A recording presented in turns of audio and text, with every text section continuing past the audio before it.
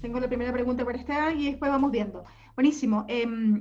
¿Qué recomendaciones puedes dar para que el costo de BIM en los proyectos no se eleven y se prolonguen en los proyectos?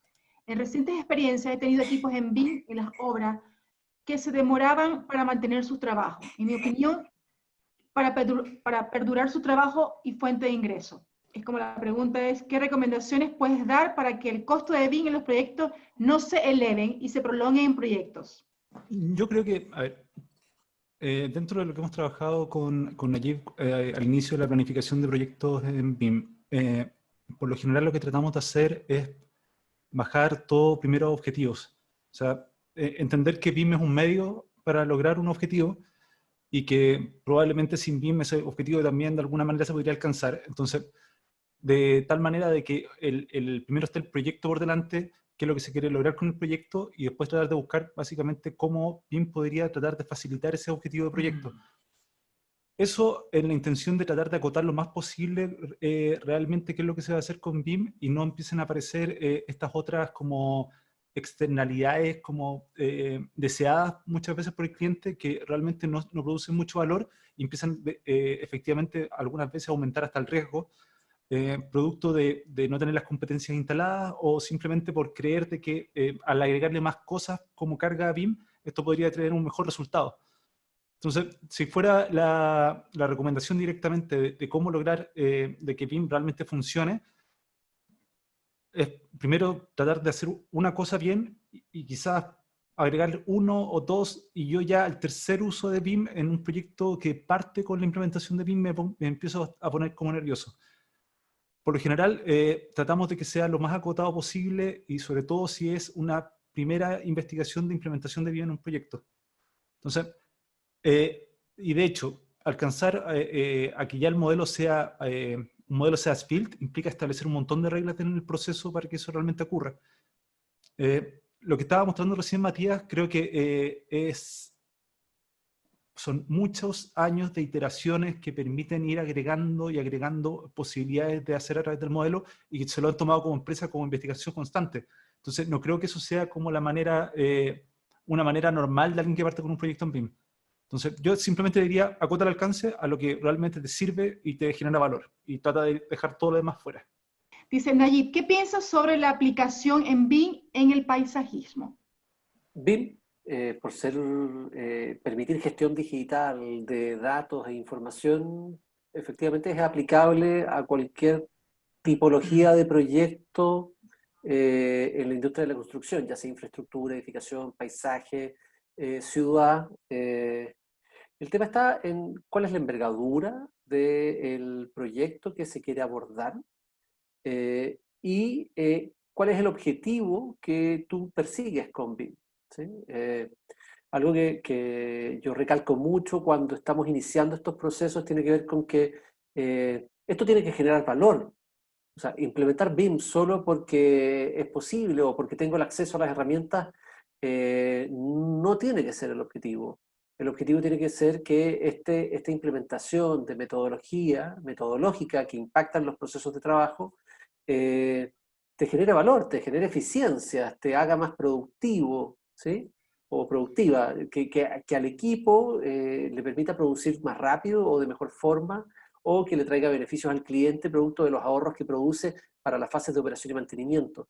Entonces, bajo esa perspectiva, uno podría pensar que efectivamente BIM podría integrarse a los procesos de paisaje, en el entendido que este proceso, que este proyecto de paisaje o de gestión del paisaje puede ser beneficiado por esto, ¿no? Desde los sistemas catastrales y de tomas de decisión de enfrentar cómo se aborda el trabajo.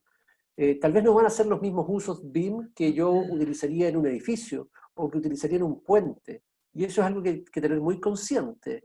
Eh, los usos BIM se seleccionan dependiendo del tipo de proyecto. ¿Sí? Y bajo esa perspectiva, para paisaje o para extensiones territoriales, tal vez los usos BIM que yo promueva van a ser diferentes. Eso quiere decir que tal vez los procesos de coordinación 3D tal vez no van a agregar tanto valor, pero sí tal vez el levantamiento de condiciones existentes o la planificación de fases, el entender cómo se van a abordar los diferentes frentes de trabajo, podrían traer mucho beneficio. También el tema de las cuantificaciones y el cómo organizar la adquisición de materiales y ese tipo de cosas. Entonces, Es bastante posible de implementar BIM en cualquiera de estas áreas, el paisajismo incluido, pero efectivamente esto tiene que estar muy, muy alineado con cuáles son los objetivos que persigues y qué es lo que va a agregar valor, y cómo BIM va a agregar valor a ese proceso que tú vas a llevar adelante. Buenísimo, Nayib. Una pregunta para Manuel. Manuel, ¿cómo manejaron los archivos en un proyecto a gran escala donde se necesitaba dividir por áreas y cada profesional encargarse del diseño y que se tenga el mismo orden como si estuvieran con un BIM manager? La verdad que, bueno, Revit ofrece una opción de trabajar con un modelo central, en que al mismo modelo pueden acceder varios usuarios. La clave ahí es organizarse bien, tener un buen plan de trabajo para distribuirse las distintas áreas del edificio para no estar sobreponiéndose en el trabajo. Acá es clave, por un lado, la comunicación entre los usuarios para que se organicen en qué áreas van a trabajar. Por ejemplo, yo voy a trabajar en el área norte del proyecto y tú vas a trabajar en el área sur, y el otro va a trabajar en el área oeste y un cuarto en el este, o los que sean, digamos. Y en ese contexto es importante tener una buena red de conexión para que los modelos se puedan ir actualizando. Entonces, cuando el tipo del área norte guarda sus cambios, estos se vean reflejados en el modelo central y se distribuyan a todos los otros usuarios de forma que vean las modificaciones que se han hecho. También lo hemos desarrollado en base a los worksets,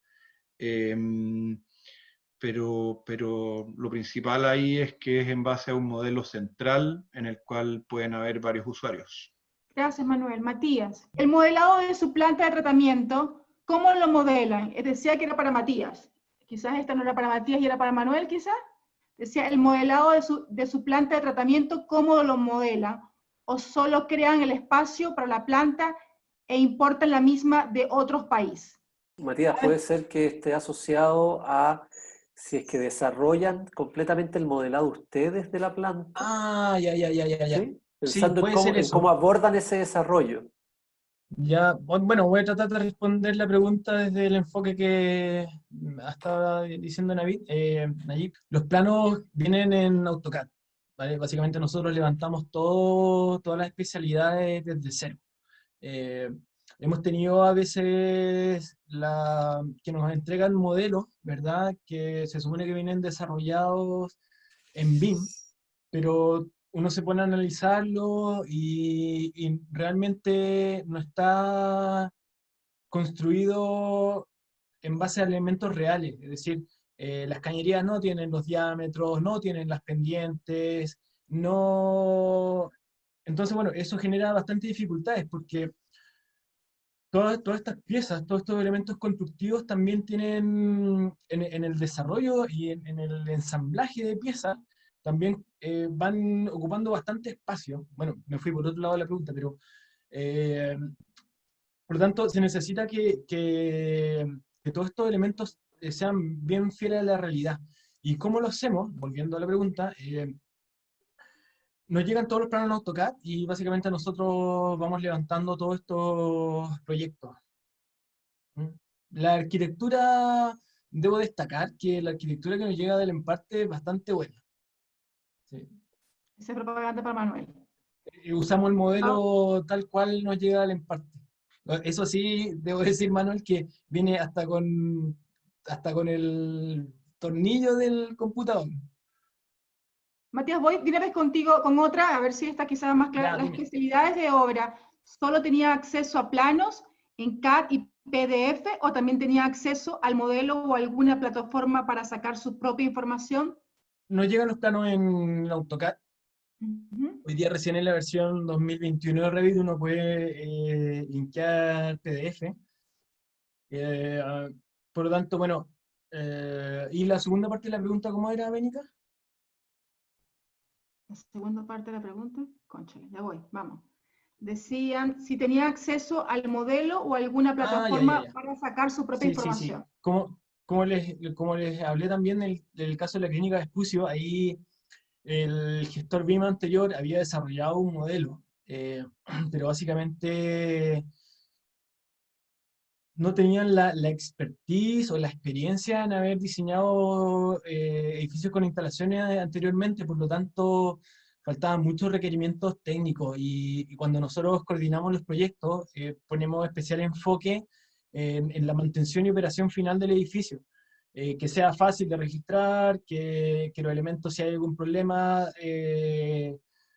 se destape un cielo y lleguemos fácilmente a los elementos que están averiados, por ejemplo. Eh, por lo tanto, las experiencias que nos han llegado como modelos externos no han sido muy buenas o también no están alineadas con nuestros objetivos tanto internos como de constructivos. Esteban, tengo una pregunta que llegó desde el principio. Dice, trabajo en una empresa de paisajismo que diseña para proyectos hospitalarios. Nos ha costado mucho incorporar el proyecto sistema de BIM, debido a que es una especialidad donde los diseños se extienden bajo una gráfica particular y que el trabajo en Revit o ArchiCAD no se lee en las propuestas como nos gustaría. ¿Tienes algún consejo con respecto a esto? ¿Alguna clase que pueda dirigirnos? A ver, lo que pasa es que muchos de estos programas tienen una gráfica que es como genérica. Esa es la verdad de las cosas.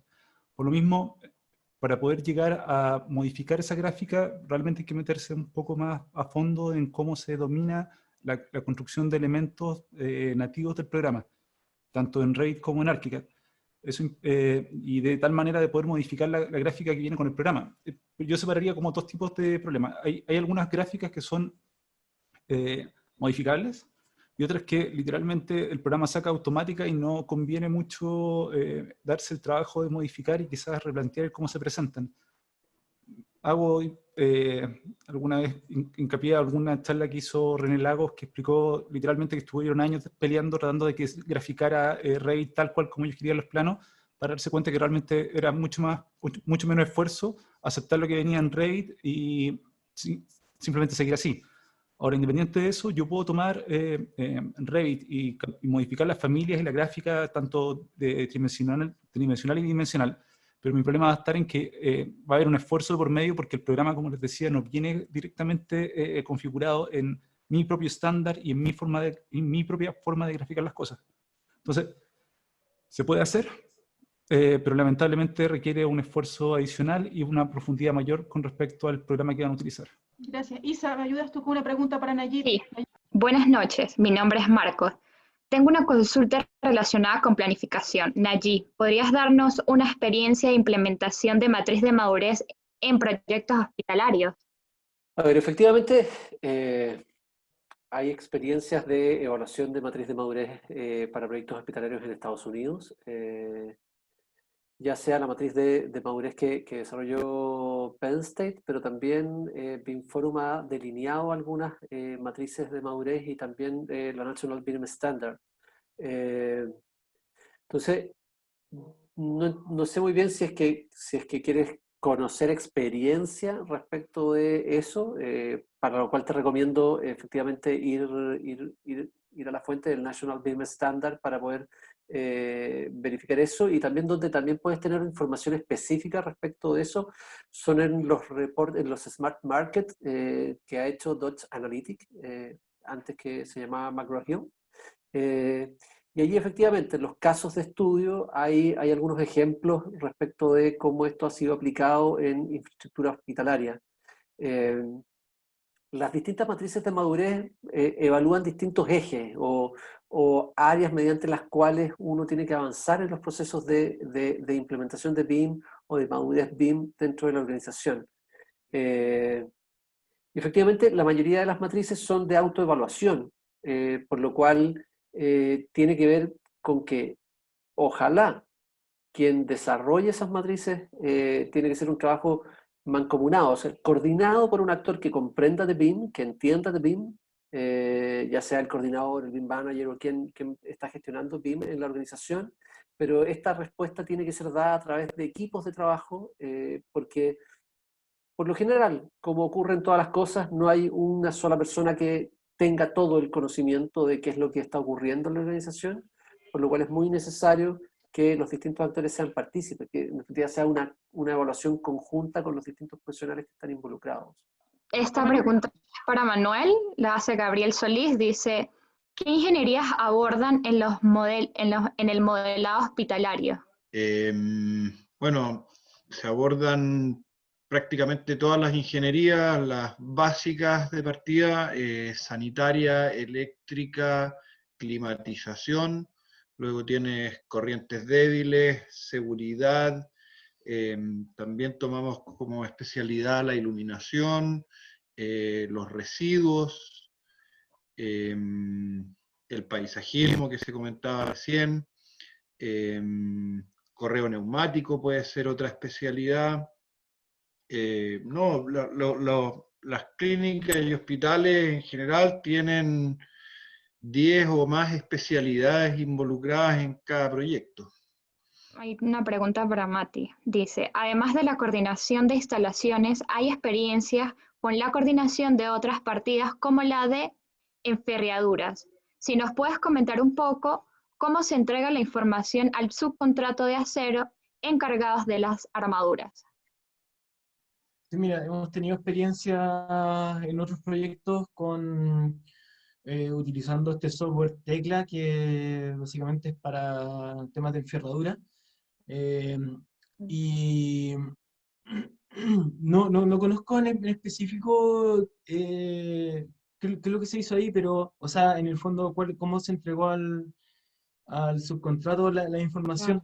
Pero había una empresa que modelaba externamente esto, y finalmente la gracia que tiene Tecla es que se puede conectar a estas máquinas que van cortando la enferradura y van doblando a estas máquinas dobladoras de fierro.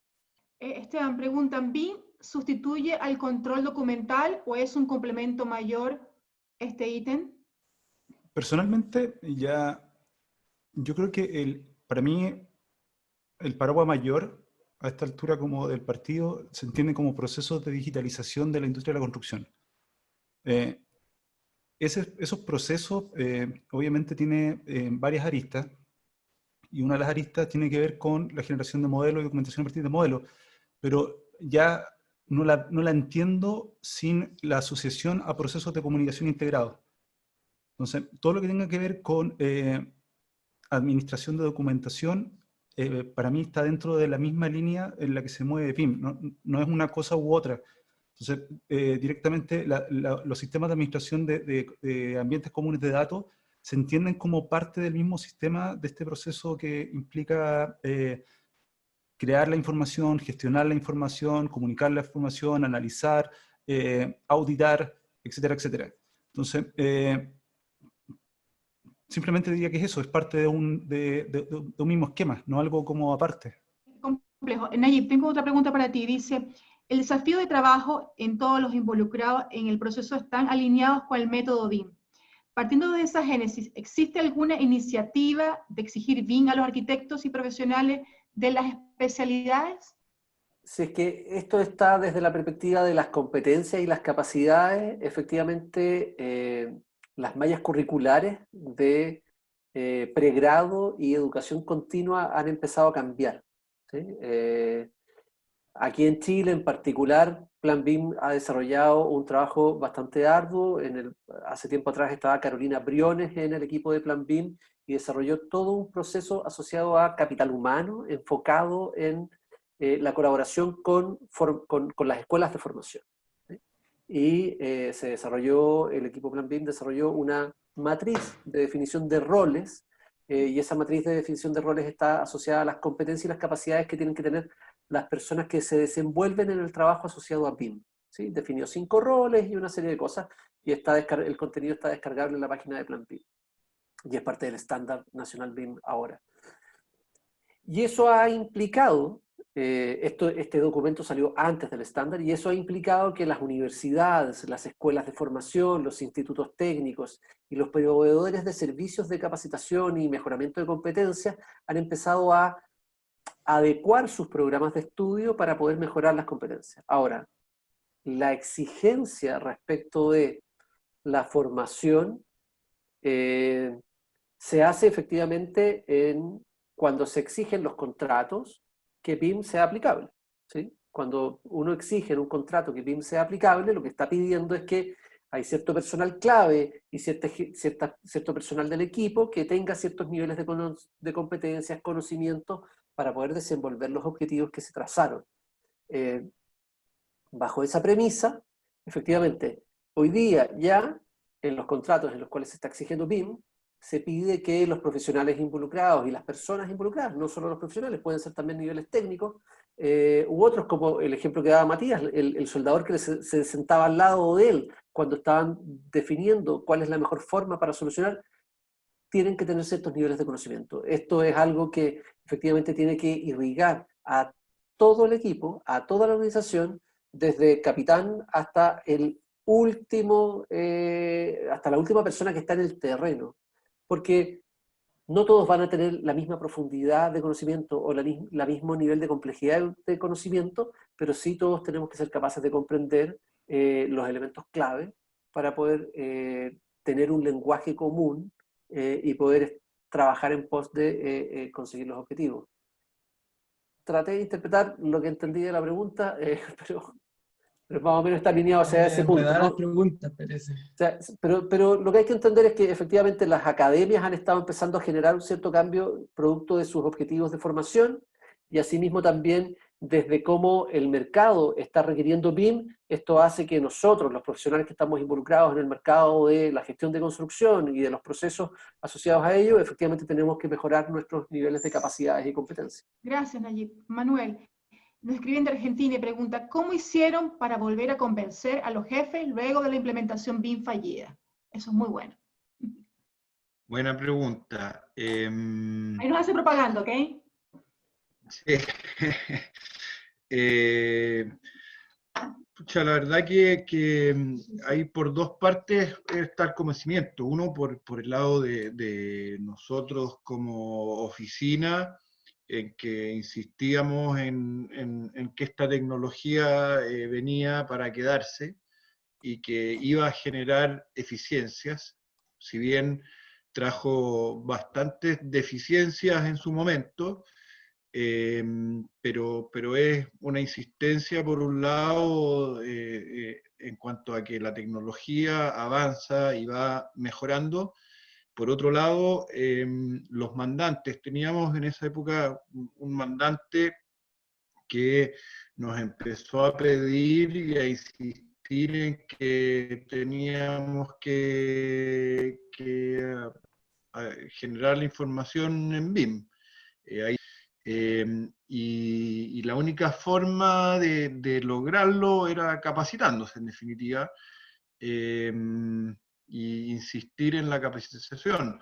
Esa capacitación para los jefes de proyecto fue algo que inventamos un poco con Esteban, que nos ayudó a inventar esa capacitación especial. Y un poco el convencimiento fue, mira, no van a tener que aprender a trabajar, no van a tener que aprender a desarrollar el proyecto.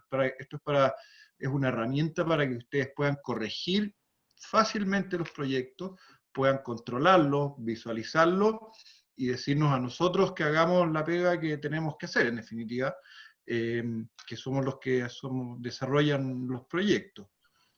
Y la verdad que fue la única forma de convencerlo.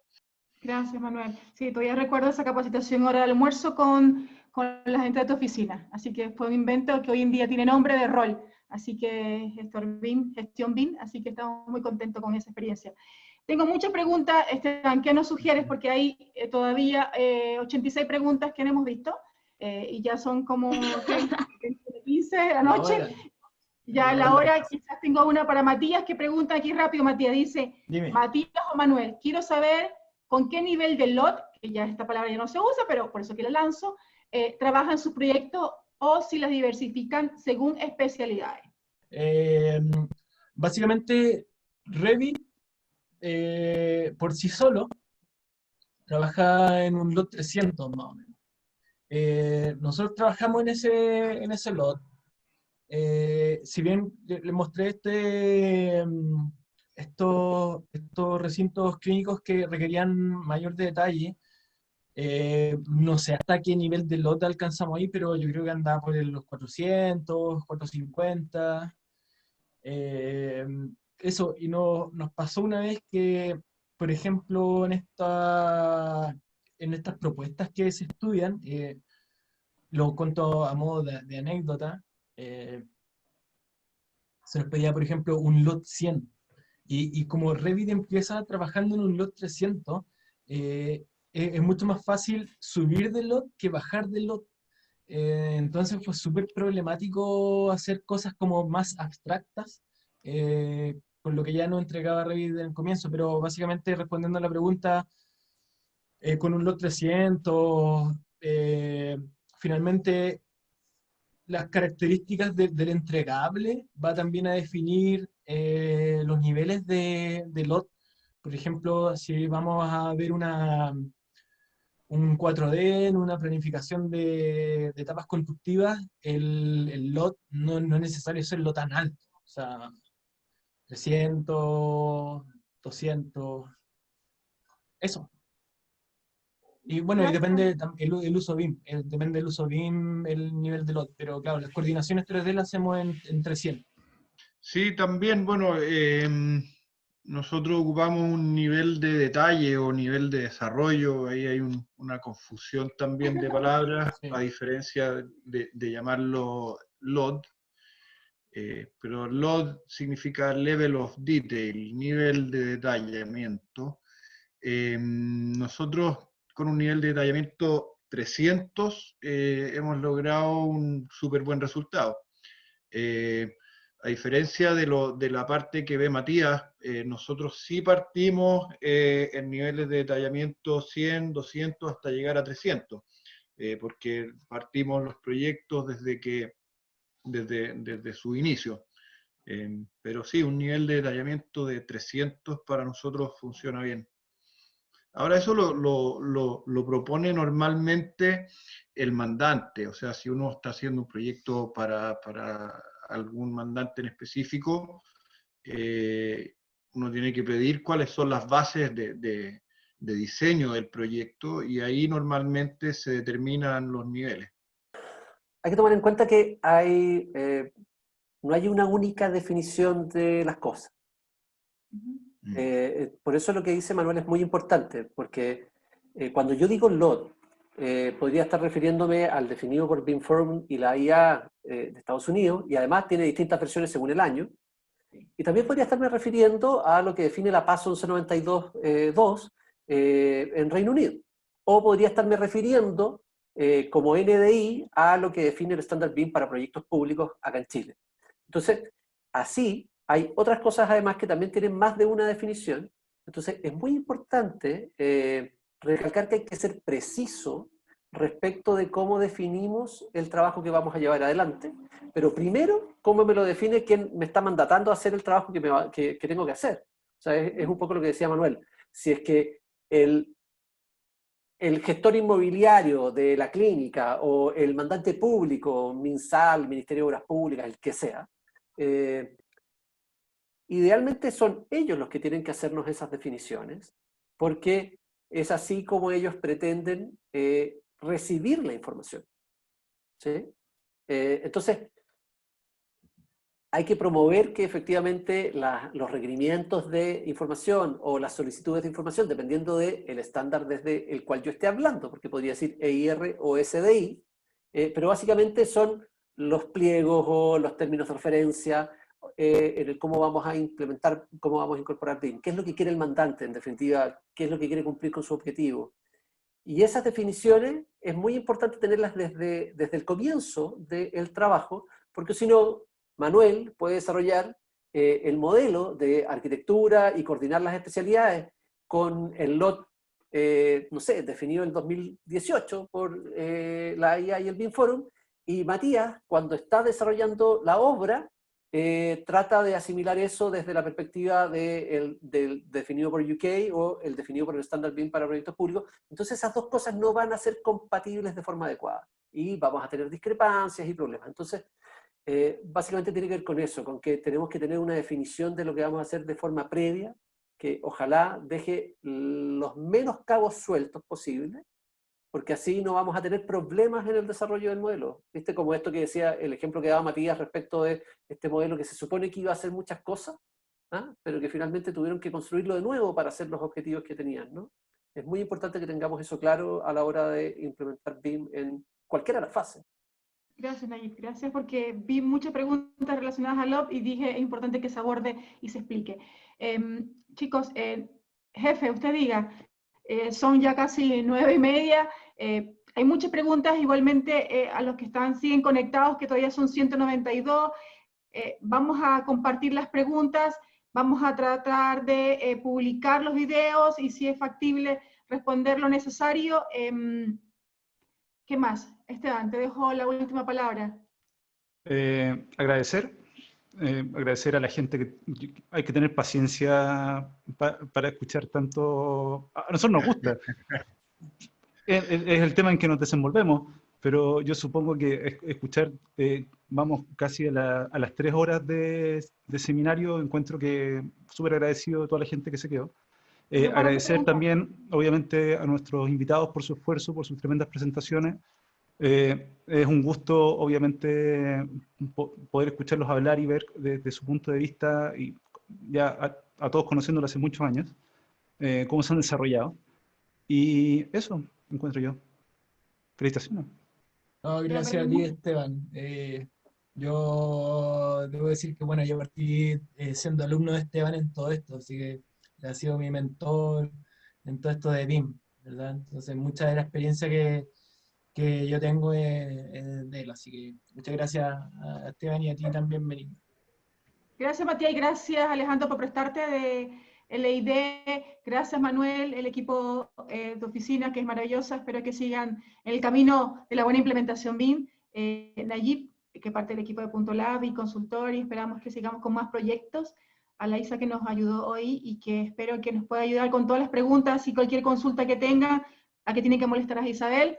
Y eso, Esteban, ¿con qué seguimos? ¿Con qué seminario volvemos el próximo mes? En este momento hay que prepararlo, supongo. Ya, pero probablemente van a haber noticias pronto, es la idea. Totalmente, seguro que vamos a seguir conectados y creando nuevos seminarios y seguir comunicados. Muchas gracias por su asistencia y prontamente estarán los videos publicados en la página de Punto Lab y en el canal de YouTube. Muchas gracias.